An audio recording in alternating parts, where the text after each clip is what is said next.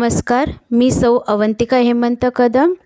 ज्ञानगंगा घरोघरी हे ब्रीदवाक्य घेऊन यशवंतराव चव्हाण महाराष्ट्र मुक्त विद्यापीठ अंतर्गत BEd अधिष्ठान अभ्यासक्रम EDU 405 शालेय विषयाचे अध्यापनशास्त्र मराठी या पाठ्यपुस्तकाचे आज आपण वाचन करूया. घटक 3 मराठी विषयाचे आशय विश्लेषण. अनुक्रमणिका, उद्दिष्टे, प्रास्ताविक, विषय विवेचनामध्ये 4 मुद्दे आहेत. आशय विश्लेषण, अर्थ व स्वरूप. दुसरं आहे आशय विश्लेषणाचे महत्त्व. तिसरं आहे आशय विश्लेषण, प्रकार व नमुने. आणि चौथा आहे आशय विश्लेषणाचे अध्यापकाच्या दृष्टीने महत्त्व. पाठाचा सारांश, पारिभाषिक शब्द, अनुधावन कृती आणि अधिक वाचनासाठी आवश्यक असलेली पुस्तके पाठामध्ये दिलेली आहेत. पाठाचे उद्दिष्ट पाहूया. या घटकाच्या अभ्यासानंतर आपल्याला समजेल की मातृभाषा मराठी विषयाच्या आशय विश्लेषणाची प्रक्रिया स्पष्ट करता येईल. विद्यार्थ्यांच्या पूर्व प्राथमिक, प्राथमिक, माध्यमिक, उच्च माध्यमिक या स्तरानुसार आशय विश्लेषण करता येईल. आणि तिसरं आहे मराठी भाषेचे गद्य, पद्य, व्याकरण व लेखन या अंगानुसार आशय विश्लेषण करता येईल. पाठाचे प्रास्ताविक. आपणास एखाद्या विषयाच्या विशिष्ट हेतूने संकलित केलेल्या माहितीचे समान किंवा संबंधित आशय असलेल्या विषय खंडाचे उपघटकांचे पृथक्करण करणे, तसे प्रत्येक उपघटकातील आशयाचे संबोध, संज्ञा, तत्व किंवा नियम इत्यादींमध्ये पृथक्करण करणे म्हणजे आशय विश्लेषण होय. हे आपणास माहीत आहे. मातृभाषा मराठीच्या बाबतीत आशय विश्लेषणाचा विचार करता पाठ्यक्रमातील घटकानुसार पाठ्यपुस्तके तयार करण्यात आलेली आहे. पाठ्यपुस्तकातील गद्य व पद्य विभागातील विविध पाठातील आशय, संस्कार, आविष्कार इत्यादींच्या आधारे घटक तयार होतात. एका घटकाकडून आपण त्यापैकी एका उपघटकाकडे येतो. आपणास ज्या एका उपघटकाची चिकित्सा करावयाची आहे त्या घटकाचा तपशील, त्यातील तथ्ये, त्यातील आलेले नवीन शब्द किंवा संज्ञा, तसेच त्या संबोधाच्या रचनेतून एखादे तत्व येते काय याची चिकित्सा करून शोध घेणे हे आशय विश्लेषणात अपेक्षित आहे. याची माहिती आहेच. मातृभाषा मराठी विषयाचा संदर्भात आशय विश्लेषण करताना मराठी विषयाचा शिक्षक या नात्याने आपणाकडून इतर विषय शिक्षकांपेक्षा वेगळा दृष्टिकोन या संदर्भात अपेक्षित आहे. पाठाचे विषय विवेचन पाहूया. पहिला मुद्दा आहे आशय विश्लेषणाचे अर्थ व स्वरूप. आशय विश्लेषण या संज्ञेत 2 शब्दांचा समावेश आहे. दोन्ही शब्द आपल्या परिचयाचे आहेत, परंतु त्यापैकी आशय हा शब्द आपण विविध प्रकारे वापरतो. आशय अध्यापनाच्या संदर्भात ज्यावेळी आपण या शब्दांचा वापर करतो त्यावेळी विद्यार्थ्यांना शिकवायचा मजकूर असा अर्थ अभिप्रेत असतो. त्यामुळे पाठ्यपुस्तकात जो मजकूर छापलेला असतो तोच आशय होय. मराठी विषयाच्या बाबतीत पाठ्यपुस्तकात आलेला हा आशय किंवा छापलेला मजकूर विविध पाठांच्या स्वरूपात असतो. हे पाठ विविध काळातील मराठी भाषा, तिचे गद्य, पद्य स्वरूप, त्यातील विविध आविष्करण प्रकार यांचे नमुने असतात. या आविष्कार प्रकारातील साम्य व त्यांच्या आधारे गाठावयाच्या उद्दिष्टे लक्षात घेऊन त्यांचा एक गट तयार होतो. त्यालाच घटक असे म्हणतात. या घटकातील प्रत्येक पाठ हा एक उपघटक असतो. तो समजून घेण्यासाठी त्याचे पृथक्करण करणे आवश्यक ठरते. त्यालाच आशय विश्लेषण असे म्हणतात. आशय विश्लेषण म्हणजेच कंटेंट ॲनालायसिस या शब्दाचे स्पष्टीकरण डेव्हिस के यांनी पुढील प्रकारे केले आहे. ते म्हणतात, it is the analysis to topic or content you need to be thought into its constituent or elements are arranged them in a logical sequence. Marathi भाषेच्या आशयात विविध घटना, संज्ञा, संकल्पना, शब्द, म्हणी, अलंकार इत्यादींचा समावेश असतो. त्यांनाच मूलभूत तपशील म्हणजे एलिमेंट्स असे म्हणतात. मराठी भाषेच्या आशयात विविध तपशील असतात. हे तपशील वेगळे करणे व त्याचा तार्किक क्रम लावणे आशय विश्लेषणात अपेक्षित असतो. उदाहरणार्थ औदुंबर ही कविता 5वीला अध्यापन करताना व 12वीला शिकविताना छापील ओळी यासारख्या असल्या तरी त्यातील कोणत्या तपशिलावर भर द्यायचा आहे, विद्यार्थ्यांच्या विकासावस्थेनुसार किती खोलात जायचे हे ठरत असते. याचाच अर्थ पुस्तकातील केवळ छापील ओळी म्हणजे आशय होणार नाही, तर त्यातून विद्यार्थ्यांच्या आकलन पातळीनुसार आशय शोधावा लागेल. यासाठीच आशय विश्लेषण उपयुक्त ठरते. आशय विश्लेषण विविध प्रकारे करता येते हे आपणास माहीत आहे. मराठी विषयाच्या संदर्भात आशय विश्लेषण करताना स्थूल मानाने ते पुढील प्रमाणे होईल. 1. शब्द. 2. वाक्ये. 3. म्हणी. 4. वाक्प्रचार अलंकार. 5. शब्द प्रकार वाक्यप्रकार यांच्या व्याख्या. 6. नियम. 7. कौशल्य. 8. स्थिर भाव. 9. संस्कार. 10. वृत्ती. 11. संदेश. 12. वाङ्मय प्रकार. 13. माहिती. त्यातील पहिला पाहूया शब्द. शब्दांचे अर्थ संदर्भावरून निश्चित होत असतात. लहान वर्गातील मुलांना त्या शब्दाचा वाच्यार्थ कळला तरी पुरे असते, परंतु वरच्या वर्गातील मुलांसाठी शब्दांचे लक्षार्थ व व्यंगार्थ ही लक्षात घ्यावे लागतात. शहाणा याचा साधा अर्थ हुशार अथवा नियमाप्रमाणे वागणारा असा आहे, पण आपण तर काय शहाणे आहोत या वाक्यातून नेमका उलटा अर्थ सुचवायचा आहे हे बोलणाऱ्याच्या आविर्भावावरून लक्षात येते. 2. वाक्ये म्हणजे सेंटेन्स. कर्ता, कर्म व क्रियापद यांच्या सहाय्याने केलेल्या अर्थपूर्ण शब्दसमूहास वाक्य असे म्हणतात. आशयामध्ये विविध वाक्ये असतात. विविध संदर्भातील विविध धाटणीची वाक्ये लक्षात आणून दिल्यास त्यांचे प्रयोजन, सौंदर्य विद्यार्थ्यांच्या लक्षात येते. शब्द अथवा वाक्ये यांचा आशयातील सहभाग जसा महत्त्वाचा आहे, त्याचप्रमाणे शब्द आणि वाक्ये यांचे व्याकरणदृष्ट्या महत्त्व लक्षात घेणे हाही विश्लेषणामध्ये महत्त्वाचा भाग आहे, हे लक्षात ठेवायला हवे. इयत्तानुसार कोणत्या भागाकडे विद्यार्थ्यांचे लक्ष वेधायचे याचाही निर्णय त्यातून निश्चित होतो. 3. म्हणी म्हणजेच इडियम्स. छोटे, चटकदार, आटोपशीर, बोधप्रद व खोलवर अर्थ दडलेले वाक्य म्हणजे म्हण होय, किंवा सर्वसामान्य वचन म्हणजे म्हण असे म्हणता येईल. उदाहरणार्थ चोराच्या मनात चांदणे, घरोघरी मातीच्या चुली इत्यादी. भाषेच्या अभ्यासात विविध म्हणींचा समावेश असतो व त्याचा अर्थ समजून घेणे किंवा विद्यार्थ्यांना हा अर्थ समजावून देणे अपेक्षित असते. 3. आहे वाक्प्रचार म्हणजे प्रेझ. शब्दशः होणाऱ्या अर्थापेक्षा विभिन्न व विशिष्ट अर्थाने रूढ होऊन बसलेल्या शब्दसमूहास वाक्प्रचार असे म्हणतात. त्यामुळे अल्प शब्दात फार मोठा अर्थ व्यक्त होतो. उदाहरणार्थ एरंडाचे घोराळ, पळसाला पाने 3. भाषा विषयाचे आशयामध्ये असे विविध वाक्प्रचार असतात व ते विद्यार्थ्यांना अभ्यासावे अशी अपेक्षा असते. 5. व्याख्या म्हणजे डेफिनेशन. एखाद्या मूर्त किंवा अमूर्त बाबींच्या वैशिष्ट्याचे सर्वंकष परंतु अत्यंत मोजक्या व नेमक्या शब्दात केलेले वर्णन म्हणजे व्याख्या होय. विविध प्रकारच्या व्याख्यांचा उदाहरणार्थ वर्णनात्मक व्याख्या, कार्यात्मक व्याख्या, हेतुनिष्ठ व्याख्या इत्यादींचा समावेश आशयात होत असतो. 6. आहे नियम म्हणजे लॉ. विविध संबोधांचा परस्पर संबंध सांगणारे सामान्यीकरण करणे विविध विधान म्हणजे नियम होय. उदाहरणार्थ अकारांत पुल्लिंगी नामाचे सामान्य रूप अकारांत होते. उदाहरणार्थ देव, देवा, बैल, बैला. नियमाप्रमाणे आपणास एखाद्या घटनेची कारण मीमांसा करणे शक्य होते. 7. आहे स्थिर भाव म्हणजे सेंटिमेंट्स. स्थिर भाव म्हणजे एखाद्या व्यक्ती, वस्तू वा तत्वासंबंधी अनुकूल व प्रतिकूल भाव निर्माण करण्याचा यत्न लेखकाकडून केला जातो. उदाहरणार्थ श्रम, प्रतिष्ठा, देशभक्ती इत्यादी. विद्यार्थ्यांच्या मनात असा स्थिर भाव निर्माण करण्यासाठी तो प्रथम शिक्षकाने जाणून घेणे, लक्षात ठेवणे व प्रत्यक्षरित्या तो वाढीस लावणे आवश्यक असतो. 8. आहे संस्कार.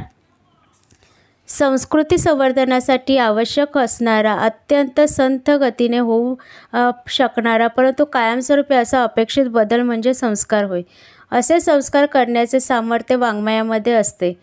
त्यासाठी शिक्षकाने विविध घटक उपघटकांची मदत घ्यावयाची असते. उदाहरणार्थ, प्रामाणिकपणा हा संस्कार विद्यार्थ्यांवर करावायचा असेल तर तो लगेच 1-2 तासिकेत होत नसतो. त्यासाठी सातत्याने प्रयत्न करावे लागतात. असे काही संस्कार मातृभाषेद्वारा जाणीवपूर्वक विद्यार्थ्यांवर केले जाणे आवश्यक असते. महत्त्वाचे म्हणजे कारण मातृभाषा अध्यापनाचे संस्कार संवर्धन हे एक महत्त्वाचे उद्दिष्ट आहे. 9 आहे वृत्ती म्हणजे ॲटिट्यूड. एखाद्या वस्तूचा अवबोध होण्यासाठी किंवा विशिष्ट प्रकारे वर्तन करण्यासाठी भाग पाडणारी तयार झालेली मनोरचना म्हणजे वृत्ती होय.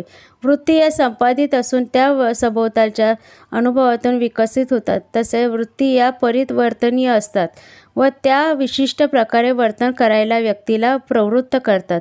उदाहरणार्थ, धार्मिक वृत्ती असलेली व्यक्ती मंदिरासमोरून चालल्यास त्याचे हात सहजपणे मंदिरातील मूर्तीसमोर जोडले जातात. जेथे हात जोडण्याचे वर्तन घडायला धार्मिक वृत्ती कारणीभूत ठरलेली असते. विशेषतः भाषा विषयातून विद्यार्थ्यांमध्ये संवेदनशीलता, कर्तव्यनिष्ठता, तर्कनिष्ठा इत्यादी विशिष्ट वृत्ती जोपासाव्यास अशी अपेक्षा असते. त्या विशिष्ट उपघटकात किंवा घटकात कोठे आहेत हे जाणणे व अध्यापनात त्यांचा आवर्जून समावेश करणे हे शिक्षकाकडून अपेक्षित असते. 10 आहे मॅसेज किंवा शिकवण. विद्यार्थ्यांमध्ये समाजमान्य असे वर्तन बदल होण्यासाठी समाजमान्य व्यक्तीकडून प्रत्यक्ष किंवा अप्रत्यक्षपणे केलेली मार्गदर्शक विधाने म्हणजे संदेश किंवा शिकवण होय. उदाहरणार्थ, महात्मा गांधी यांच्या आधारित पाठांमधून सत्य, अहिंसा इत्यादी संबंधित शिकवण देणे अपेक्षित असते. असे संदेश अधोरेखित करणे हे शिक्षकांचे कर्तव्य आहे. 11 आहे वाङ्मय प्रकार. वाङ्मयामध्ये आविष्काराच्या वेगवेगळ्या पद्धती असतात. त्यांच्या वैशिष्ट्यानुसार वाङ्मय प्रकार पाडलेले असतात. असे वाङ्मय प्रकार भाषेच्या आशयामध्ये कशी विविधता व परिणामकारकता आणतात हे विद्यार्थ्यांच्या लक्षात आणून द्यावयाचे असतात. उदाहरणार्थ, कथा, कादंबरी, नाट्य, निबंध, लघुनिबंध, लघुकथा, प्रवास वर्णन, निसर्ग वर्णन, पत्रलेखन, चरित्र, काव्य इत्यादी प्रकारच्या वैशिष्ट्ये लक्षात आणून दिली तर विद्यार्थी भाषा विषयाचा आस्वाद घेऊ शकतील. ते चांगले वाचक होतील तर पुढे काहीजण चांगले लेखक किंवा कवीसुद्धा होऊ शकतील. दुसरा मुख्य मुद्दा पाहूया, आशय विश्लेषणाचे महत्त्व. आशय विश्लेषणामुळे आपल्या अध्यापनात नेमक्या कोणत्या गोष्टीवर भर द्यावायचा आहे याचे भान शिक्षकाला येते. त्यामुळे अध्यापनाचे नियोजन करणे शक्य होते. अशा नियोजनबद्ध आणि उद्दिष्टानुसारी अध्यापनाचा परिणाम झाल्यामुळे मुलांचे ज्ञान, कौशल्य व वृत्ती घडत असतात आणि ते वाढतही असतात. 1. आशयाचे सूक्ष्म अभ्यास. आशय विश्लेषणामुळे शिक्षकाचा त्या आशयाचा अत्यंत सूक्ष्मपणे अभ्यास होतो. आशयातील म्हणजेच घटक, उपघटकातील, पाठातील सर्व बारकावे लक्षात येतात की जे शिक्षकाला माहीत असणे अत्यंत आवश्यक असते. त्यामुळे शिक्षकाला आशयावर प्रभुत्व मिळवणे सोपे होते. दुसरा मुद्दा आहे आशय व उद्दिष्टे यांचा संबंधित प्रस्थापित करण्यासाठी केलेला संबंध. आपल्या विषयाची उद्दिष्टे कोणती आहेत व त्या कोणत्या उद्दिष्ट साध्यतेसाठी कोणती पाठ्यवस्तू वापरावी यासाठी आशयाचे सखोल ज्ञान असणे आवश्यक असते. उदाहरणार्थ, मराठीच्या पाठ्यपुस्तकात वैज्ञानिक दृष्टी विकसित होण्याच्या दृष्टीने एखादा पाठ घेतलेला असतो, परंतु शिक्षक मात्र त्यातील शब्द, वाक्प्रचार व व्याकरण शिकवित राहतो. खरे महत्त्व त्या पाठातील वैज्ञानिक दृष्टिकोन विकसित करणे या उद्देशाला यायला हवे. भाषिक समृद्धी ही या पाठापुरते तरी आनुषंगिक उद्दिष्ट ठरेल. तिसरा मुद्दा आहे अध्यापन पद्धती निश्चित करण्यासाठी.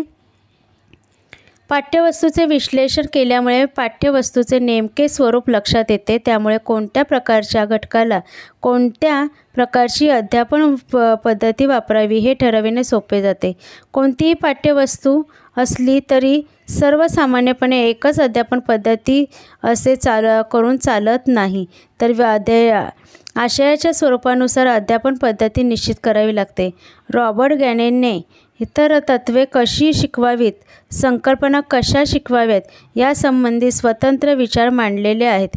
किंबहुना अध्यापनाच्या प्रतिमानांचा वापर करताना तर केवळ आशयाच्या स्वरूपाचाच विचार केला जातो. यासाठी आशयाचे स्वरूप लक्षात येणे आवश्यक असते व हे आशय विश्लेषणामुळे शक्य होते. खास करून मराठी विषयाच्या बाबतीत साहित्याचे विविध प्रकार, त्यातील भाव, भावना, अर्थ, त्यांची अनुभूती यांचे नेमके आकलन शिक्षकाला होण्यासाठी आशय विश्लेषण अत्यंत महत्त्वाचे आहे. आशय नेमका समजला, त्यातील भाव समजला तर शिक्षक योग्य अध्यापन पद्धती निवडून अध्यापन अधिक प्रभावी बनवू शकतो. चौथा मुद्दा आहे अध्यापनाची साधने निश्चित करण्यासाठी. आपल्याला कोणता आशय शिकवायचा आहे, त्याचे स्वरूप कसे आहे हे ध्यानी आले तर त्याचे अध्यापन करण्यासाठी कोणत्या प्रकारचे साधन अधिक उपयुक्त ठरेल हे निश्चित करता येते.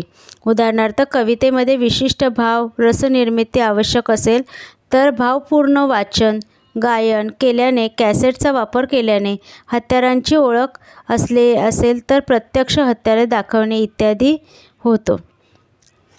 पाचवा मुद्दा मूल्यमापन साधने निश्चित करण्यासाठी. मूल्यमापन हा देखील अध्यापनाचाच एक भाग मानला जातो. मूल्यमापन हे विविध साधनाद्वारे करता येते हे आपणास माहीत आहे. सर्वसामान्यपणे आपण मूल्यमापन करताना उद्दिष्टांचाच फक्त विचार करतो, त्यामुळे आशयाच्या स्वरूपाकडे दुर्लक्ष होते. वास्तविक मूल्यमापन करताना आशयाचे स्वरूप ध्यानी घेणे महत्त्वाचे असते. आशयामध्ये जर संज्ञा, संकल्पना, तत्त्वे यासारख्या बाबी असतील तर वस्तुनिष्ठ प्रश्नांचा खूप उपयोग होतो, परंतु वृत्तीविकास, संस्कार, रसास्वाद, सर्जनशीलता इत्यादी मापनाचा संबंध येतो. तेथे निबंध वजा दीर्घोत्तरी, लघुत्तरी प्रश्न तसेच निरीक्षण वेचे इत्यादी साधनांचा वापर आवश्यक ठरतो. सहावा मुद्दा पाहूया. मातृभाषा मराठी विषयाच्या विविधांगानुसार आशय विश्लेषण. मराठी विषयाचीच नव्हे तर कोणत्याही भाषा विषयाची प्रमुख 4 अंगे मांडली जातात. ती म्हणजे गद्य, पद्य, व्याकरण व लेखन होय. मराठी विषयाच्या पाठ्यपुस्तकामध्ये या 4ही अंगांचा समावेश असतो व अध्यापकाला या 4 अध्यापन करावे लागते. तसे पाठ्यवस्तूमध्ये वरील 4ही घटक अंतर्भूत असतात. शिक्षकाला त्यांचा शोध घेऊन त्या अनुषंगाने सुयोग्य अशी अध्यापन पद्धती निवडणे हे आशय विश्लेषण केल्यामुळे शक्य होते. भाषेमध्ये वरील 4 घटक अंतर्भूत असले तरी शिक्षकाच्या समोर असलेला विद्यार्थी वयोगट म्हणजेच त्यांच्या स्तराचा विचार करून अध्यापन योजना शिक्षकास करावी लागते. प्रामुख्याने या ठिकाणी निम्न प्राथमिक म्हणजे इयत्ता 1ली ते 5वी, उच्च प्राथमिक म्हणजे 6वी ते 8वी, निम्न माध्यमिक म्हणजे इयत्ता 9वी व 10वी, उच्च माध्यमिक म्हणजे इयत्ता 11वी 12वी असे गट आहेत. आशय विश्लेषणाच्या उपयुक्त विवेचनानुसार सोबत काही घटकांचे आशय विश्लेषण केलेले आहे ते आपण पाहूया. घटक लोकगीत घेतलेला आहे. त्यामध्ये पद्य उपघटक आहे पाऊस, इयत्ता 5वी. यामध्ये आशयातील जे घटक आहेत ते आहे नवीन शब्द, वाक्प्रचार, म्हणी, वाङ्मय प्रकार, शिकवण, वृत्ती आणि व्याकरण. नवीन शब्दामध्ये पारवा, धरणी, थाट, राऊळ, त्रिदल. वाक्प्रचार आणि म्हणीमध्ये मुसळधार पडणे, चमचमाट होणे, थाट मांडणे, पारवा होणे. वाङ्मय प्रकार आहे लोकगीत, निसर्ग वर्णन, कविता. या पद्यातून जी शिकवण मिळालेली आहे ती पुढील प्रमाणे. पारंपरिक लोकगीत ओव्यांमधून पावसाचे केलेले वर्णन. मुसळधार गडगडाट करत विजा चमकत पाऊस पडण्याचा प्रसंग. मुसळधार पावसामुळे गारटलेली पारवे, नदीला आलेला महापूर, संततधार पाऊस व त्यामुळे निर्माण होणारा प्रसंग वर्णन. पाठाची वृत्ती आहे मुसळधार, विजांच्या कडकडाट, संततधार पडणारा पाऊस, त्यामुळे मनाची होणारी अवस्था, गारटलेली पाखरे, पारवे, पक्षी या सर्व दृश्यांमुळे मनाची होणारी वृत्ती. पाठातील व्याकरण आहे समानार्थी शब्द, विरुद्धार्थी शब्द आणि वचन बदला. आता दुसरा घटक पाहूया, तो आहे शब्दविचार. त्यामध्ये नाम घेतलेले आहे. उपघटक आहे नाम, विकारी शब्द व नामाचे प्रकार. इयत्ता 5वीसाठीच हा घेतलेला आहे. आशयातील जो घटक आलेले आहेत ते आहे संज्ञा व संबोध. दुसरा आहे वाङ्मय प्रकार. तिसरा आहे तपशील माहिती, त्यामध्येच तथ्ये. चौथा आहे तथ्ये. पाचवा आहे व्याख्या, नियम, सूत्रे आणि गुणधर्म, कार्यकारण, भाव. आशयाचे स्वरूप आहे संज्ञा आणि संबोधमध्ये शब्द, नाम, विकारी शब्द, माहिती, विविध वस्तू, पदार्थांची नावे. वाङ्मय प्रकार आहे व्याकरण, शब्दविचार, नाम व नामाचे प्रकार. तपशील माहिती, दिलेली विविध उदाहरणे व वाक्ये. तथ्ये सांगितले आहे पदार्थाच्या, वस्तूच्या ठेवलेल्या नावाला नाम असे म्हणतात. नामे ओळखतो. व्याख्या, नियम, सूत्रे. नामाची व्याख्या, नामाच्या प्रकारानुसार व्याख्या सांगणे. गुणधर्म, कार्यकारण, भाव. विविध वाक्यातील नामे ओळखतो व त्यांचे प्रकारानुसार वर्गीकरण करतो. पुढचा घटक आहे चरित्रात्मक निबंध. त्यामध्ये हे उपघटक घेतला आहे आदर्श समाजसुधारक महात्मा फुले, इयत्ता 6वीसाठी. यातील आशयातील घटक जे आहेत ते नवीन शब्द, वाक्प्रचार, म्हणी जे संबोध म्हणून आलेले आहे. तिसरा आहे वाङ्मय प्रकार. चौथा आहे संदेश शिकवण. पाचवा आहे मध्यवर्ती कल्पना. 6वी आहे वृत्ती. नवीन शब्द संज्ञामध्ये आहे आद्य, दत्तक, परखड, वेठबिगार, मक्तेदारी, तरणोपाय, निर्मिक, उपाधी इत्यादी. वाक्प्रचार, म्हणी यामधील संबोध आहे बहुजन हिताय, बहुजन सुखाय. आधी केले मग सांगितले. साधी राहणी, उच्च विचारसरणी, अभंग विचार, तीर्थक्षेत्रे. वाङ्मय प्रकारामध्ये हा आहे चरित्रात्मक निबंध. संदेश शिकवणमध्ये अस्पृश्य, गरीब, दीन दुबळे, वेठबिगार, स्त्रिया यांच्या उद्धारातच देशाचा उद्धार व विकास. मध्यवर्ती कल्पना आहे महात्मा फुले यांनी संपूर्ण आयुष्यभर स्त्रिया, अस्पृश्य, दीन दुबळे, शेतमजूर यांच्या उद्धारासाठी केलेले प्रयत्न. आणि पाठातील वृत्ती आहे त्यागी वृत्ती. स्वतः कष्ट करून इतरांना सुख आनंद देण्याची वृत्ती. पुढचा घटक प्रकार पाहूया निसर्ग कविता. याच्यामध्ये उपघटक आहे वातचक्र, जी केशवसूत, इयत्ता 7वी. आशयातील घटक आहे नवीन शब्द, संज्ञा व संबोध. दुसरा आहे म्हणी, वाक्प्रचार. तिसरा आहे वाङ्मय प्रकार. चौथा आहे शिकवण व मध्यवर्ती कल्पना. पाचवा वृत्ती. 6वा व्याकरण. आशयाचे स्वरूप पाहूया. नवीन शब्दामध्ये वातचक्र, पर्जन्य, मरुदगण, आरोहून, सांप्रत, निमिषात, वाग्देवी, निजधाम, जीर्ण, गलितगात्र, भोवर, भोवरा, धरती, स्वर्ग. म्हणी आणि वाक्प्रचारांमध्ये आहे गलितगात्र होणे, निमिषात, सांप्रतस्थळी इत्यादी. वाङ्मय प्रकार आहे निसर्ग कविता. शिकवण व मध्यवर्ती कल्पना आहे वातचक्राच्या सहाय्याने शब्दांचे हरवलेले सत्व व तेज परत मिळावे म्हणून वाग्देवतेची प्रार्थना केली आहे. सत्वहीन मळलेल्या शब्दांना वातचक्रात टाकून देऊन त्यांना पुन्हा या वातचक्राद्वारे तेजस्वीपणा आणण्याची कवीची कल्पना आहे. वृत्ती आहे शब्दाला शक्ती, ताकद, वजन असते. नेमक्या व प्रभावी शब्दांचा वापर करण्याची वृत्ती अंगी असणे महत्त्वाचे. व्याकरण आहे क्रियापद बनविणे. पुढचा घटक पाहूया. घटक क्रियापदाचे प्रकार, क्रियापदाचे अर्थ आणि प्रकार. उपघटक आहे स्वार्थ, इयत्ता 7वी. आशयातील घटक पाहूया. कठीण शब्द, संज्ञा आणि संबोध. यामध्ये आहे काळ, बोध, क्रियापद, स्वार्थ, हेतू, विधान. वाङ्मय प्रकार आहे क्रियापद, प्रकार आणि स्वार्थ. तत्व तपशील आहे वाक्याची क्रिया पूर्ण करणारे व वाक्याचा अर्थ दर्शविणारे क्रियापद होते. बोलणाऱ्याच्या मनातील हेतू कळतो. सिद्धांत, व्याख्या, नियम, सूत्रे. वाक्यातील क्रियापदावरून काळाचा बोध होतो व क्रियापदाला केवळ स्वतःचा अर्थ तेवढाच समजतो किंवा त्या क्रियापदास स्वार्थ क्रियापदे असे म्हणतात. गुणधर्म आणि कार्यकारण भाव पाहूया. क्रियापदाचा केवळ स्वतःचा अर्थ तेवढा समजतो. क्रियापदाची सर्व काळातील रूपे ही स्वार्थी असतात.